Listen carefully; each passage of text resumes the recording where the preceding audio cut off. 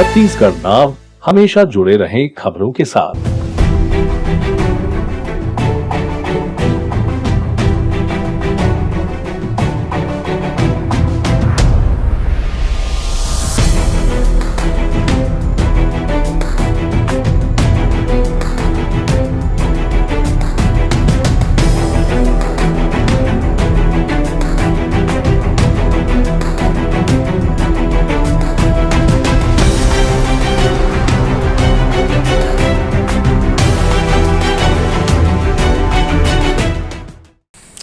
नमस्कार, जय जोहार, जय छत्तीसगढ़। मैं हूं अनुज मिश्रा और आप मेरे साथ देख रहे हैं छत्तीसगढ़ नाउ।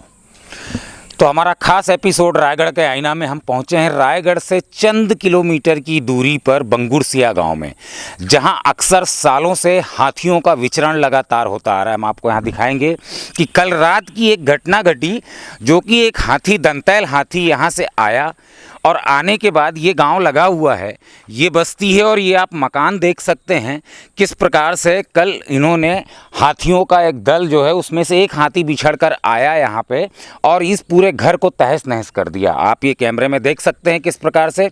और ये वही जगह है, ये वही बंगुरसिया है। यहाँ पे अक्सर महीने में 1, 2 या 4 बार भी कई बार हाथियों को देखा जाता है। और इसके अलावा खड़ी फसलों को यहाँ कृषि मंडी होने के वजह से हाथी और भी आते हैं, जिसकी वजह से वहाँ फसल भी खाते हैं और ये इनके जो खेत हैं ग्रामीणों के, उसमें खड़ी फसल को भी हाथी नुकसान पहुँचाता है। वहाँ तक तो चलो ठीक था, मगर अब हाथियों का दल, हाथी अब गांव के अंदर भी आने लगे हैं, जिससे इस पूरे गांव में दहशत का एक माहौल है। अभी हमने जानने की कोशिश करी गांव वालों से, गांव वाले बहुत ज़्यादा डरे हुए हैं। और आप ये जिस प्रकार का घर देख सकते हैं कि ये इनका घर है, हम इनसे भी जानने की कोशिश करेंगे कि इनका कितना नुकसान हुआ है। इनका ये कहना है, सर हमारे पास आप 2 ही कमरे थे और वो भी हाथियों ने ख़राब कर दिया है। हम अधिकारियों के पास भी जाएंगे, वन विभाग से, उनसे जानेंगे कि ये जो क्षति हुई है इसकी भरपाई कितनी जल्दी किसान को कर दी जाएगी, ग्रामीण को कर दी जाएगी। तो सबसे पहले भी आप अपना नाम बताइएगा। घुरव लकड़ा। ये कल रात को जो घटना हुई, कल आया, कितने बजे के आसपास हाथी आया था? 8 बजे। 8 बजे आया था। तो एक हाथी था कि दल में हाथी थे? एक हाथी था। हाँ, एक हाथी आया बता रहे हैं। तो आप लोग उस समय कहाँ थे? कमरे के अंदर सो रहे थे या बाहर थे? हम खाना खा रहे थे जी। खाना खा रहे थे और क्या उसको धक्का देते हैं करके फिर वहाँ से दौड़ते आके देखा तो हाथी, तो हम भाग गए घर से। जी। तो उसको कैसे भगाए आप लोग? हाथी तो था, वो तो जंगली हाथी है, वो तो नुकसान पहुंचाता है, मार भी देता है, तो ऐसे में डर नहीं लगा आपको?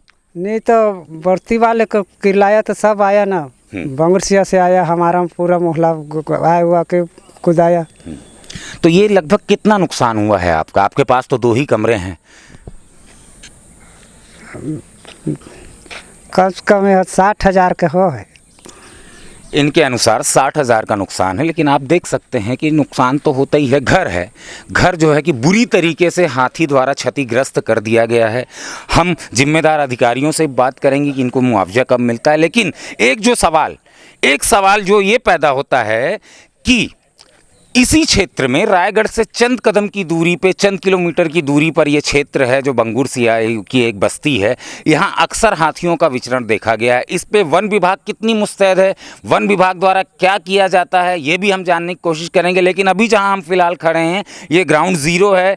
ज़ीरो ग्राउंड से मैं आपको ये दिखा पा रहा हूँ कि किस प्रकार से मकान को क्षतिग्रस्त किया है। क्षति करने के अलावा जिनका मकान है उनके द्वारा कहा जा रहा है कि अंदर चावल रखा था, धान रखा था, वो भी हाथियों के द्वारा खा लिया गया है। ऐसे में हम यहाँ के जनप्रतिनिधि से भी बात करेंगे कि वो जो यहाँ सरपंच हैं, हम उनसे बात करेंगे या उनके प्रतिनिधियों से बात करने की कोशिश करेंगे कि वो क्या कह रहे हैं इन सब मामलों में।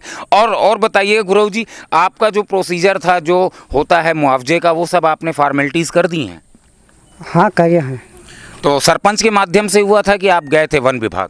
वन विभाग वाला आए थे। तो कितने दिन में आपको मुआवजा देंगे? कुछ तो बोले होंगे, कुछ सांत्वना दिए होंगे आपको? अब देखेंगे, जल्दी कोशिश करेंगे तो बोला है जी। तो अभी तो बरसात है, बरसात में फिर आप कैसे करेंगे अगर मुआवजा लेट होता है तो? आप लेट हो तो किसे करवो? आप लेट हो जाएगा तो हमको परेशान है। मेरा 4 नतनी नाती है। जी। तो 4 नाती नातिन हैं, इनका कहना है परेशान हो जाएंगे अगर मुआवजा देर से मिलता है, क्योंकि बरसात का समय चल रहा है। बरसात के समय में पानी पूरा घर के अंदर जाएगा। हालांकि वो हम वन विभाग की टीम से पूछेंगे, वन विभाग प्रशासन से पूछेंगे कि कितनी जल्दी मिलता है। लेकिन आपको जो हम ये दिखा रहे हैं, ये ग्राउंड ज़ीरो से, यहाँ हाथियों का आतंक लगातार बना रहता है। और सबसे बड़ी चीज़ कि हमेशा रहता है, हर 1 महीने 2 महीनों में हाथियों का दल यहाँ से विचरण करता है। उस पर वन विभाग कितना सक्रिय है, हम ये भी जानने की कोशिश करेंगे।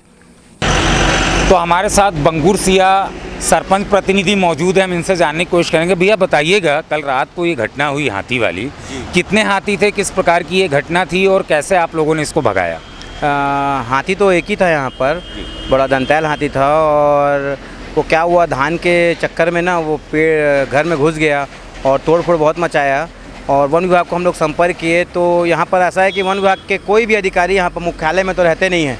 पहली बात तो कोई भी अधिकारी मुख्यालय में रहता नहीं है, इसी वजह से मतलब लेट हुआ और पूरा हाथी जो है पूरा नुकसान किया, घर तोड़ा, धान खाया, सब नुकसान किया हाथी वहाँ पर बहुत ज़्यादा।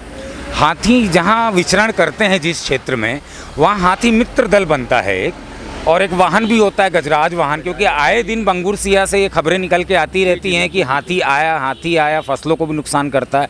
तो यहाँ पे हाथी मित्र दल बना है कि नहीं बना है? नहीं, यहाँ बिल्कुल भी उसका प्रोसेस था, लेकिन यहाँ के दफेदार और जो नाका हैं, जो कर्मचारी हैं, वो लोग इसके बारे में कोई भी ध्यान नहीं देते हैं। और क्या बोलते हैं, गजराज वाहन भी, वो अभी सामने गजराज वाहन आ रहा है, देख सकते हैं आप है, ये कल का बात है लेकिन ये आज अभी आ रहा है। और कोई भी मतलब लापरवाही, पूरा घोर लापरवाही है। इस वन विभाग का ही पूरा गलती है। ना मुख्यालय में कोई रहता है, ना कुछ है। अगर कोई रहते तो कुछ ना कुछ सजेशन निकलता, ना कहीं टार्च बंटवाया है, ना फटाके की व्यवस्था है, कहीं पर कोई व्यवस्था नहीं है कहीं पर। तो आप पीड़ित परिवार से मिले, उन्होंने बताया कि आप प्रतिनिधि पहुंचे हुए थे, आपकी तरफ से उनको क्या सहयोग रहा और उनको मुआवजा में आपकी तरफ से उनका क्या सहयोग रहा कि मुआवजा कितनी जल्दी मिले? अब मैं तो बोला हूँ, जैसे नाका लोग से हमारे फ़ोन में बात हुई तो बोले कि मुआवजा का जल्द से जल्द करवाएंगे। अब मुआवजा का भी यहाँ ऐसा है कि मुआवजा भी यहाँ के बहुत लेट होता है। इसका संग 7 वाला बीट है, मतलब जुनवानी बीट बोलते हैं या जो भी बोलते हैं उनको, वहाँ के मैं देखा हूँ नाका लोग, क्या हम 80 ग्राम है ये हम लोग का, तो वहाँ के नाका लोग मैं देखता हूँ साल में 2-2, 3-3 बार मुआवजा का करवाते हैं। या हमारे यहाँ तो साल में 2-3 साल में एक बार हुआ होगा मुआवजा मेरे ख्याल से, क्योंकि मेरी मम्मी सरपंच है, हम लोग प्रतिनिधि हूँ तो खुद सिग्नेचर लगता है मुआवजा में, वो मैं जानता हूँ उस बात को। ये कितना बोलने के बाद अभी इस साल करवाया है मुआवजा। वो मुआवजा में भी ध्यान नहीं देते कि ये नहीं किसान लोग पीड़ित हैं उनका मुआवजा मिल जाए, कुछ हो जाए, उसमें भी कोई ध्यान नहीं इनका। तो ये हमारे साथ सरपंच प्रतिनिधि थे, इनका ये कहना है कि वन विभाग किसी भी प्रकार का सहयोग इस गांव के लिए खास करके नहीं करता है। ना गजराज वाहन एक चलता है वो आता है, ना यहाँ पे हाथी मित्र दल बनाया गया है, ना गांव वालों को फटाके दिए गए हैं, और पेड़ भी जो हाथी नुकसान करते हैं, रास्ते में गिर जाते हैं, उनको भी हटवाया नहीं जाता है वन विभाग द्वारा। तो इस प्रकार की घोर लापरवाही का यहाँ के प्रतिनिधि द्वारा आरोप लगाए जा रहे हैं। हम संबंधित अधिकारियों से जानने की कोशिश करेंगे, क्योंकि अभी सामने बरसात है, आपने देखा कि उनके पास 2 कमरे थे और वो टूट गए हैं, तो कितनी जल्दी उनको मुआवजा मिलेगा, इससे वो परिवार चिंतित है। पूरे गांव में दहशत का माहौल है, आए दिन यहाँ पे हाथी निकल जाता है, हाथी का विचरण होता रहता है। तो हम चलते हैं संबंधित अधिकारी के पास। तो इस कड़ी में हम पहुँचे हैं रायगढ़ डीएफओ मैडम के पास, उनसे जानने की कोशिश करेंगे कि आए दिन जो बंगुर सिया में हाथियों का मूवमेंट रहता है, उससे फसलें जो बर्बाद होती हैं, जो मकान बर्बाद होते हैं, अभी हाल ही में जो कल रात की घटना है उसको लेकर के वन विभाग द्वारा क्या तैयारियां की गई हैं, क्या मुआवजे हैं। तो मैडम बताइएगा, कल कुछ क्षति हुई है बंगुर सिया गाँव में, उसकी क्या आपको मूवमेंट है और हाथियों का वहाँ पे वन विभाग कितना सफल होते दिख रहा है, क्योंकि अक्सर उस गाँव में हाथियों का मूवमेंट बना रहता है। कल बंगुरसिया और झीटीपाली में हाथियों द्वारा 2 कृषकों के मकान को क्षति पहुंचाई गई है, साथ में गेट बोर इत्यादि को नुकसान पहुंचाया गया है। तो उसका आकलन किया जा रहा है। आकलन उपरांत उनको जो मुआवजे की राशि का भुगतान किया जाएगा। कब तक मैडम मिल जाती प्रोसीजर में, क्योंकि वो सब गांव के किसान हैं, कुछ चावल भी खराब हुए हैं, वो मकान में अभी बरसात है, ऐसे में उनको दिक्कत होगी? जी, इसके लिए जो उनका जो धान का नुकसान हुआ है उसको रेवेन्यू विभाग से संपर्क करके उनके जो आकलन करते हैं कितना धान का नुकसान हुआ है, तो जैसी रिपोर्ट आती है तत्काल उनको भुगतान किया जाएगा।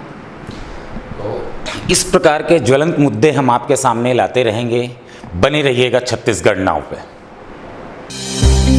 किंडर वैली स्कूल रायगढ़ का सर्वश्रेष्ठ play school, admission open, call now.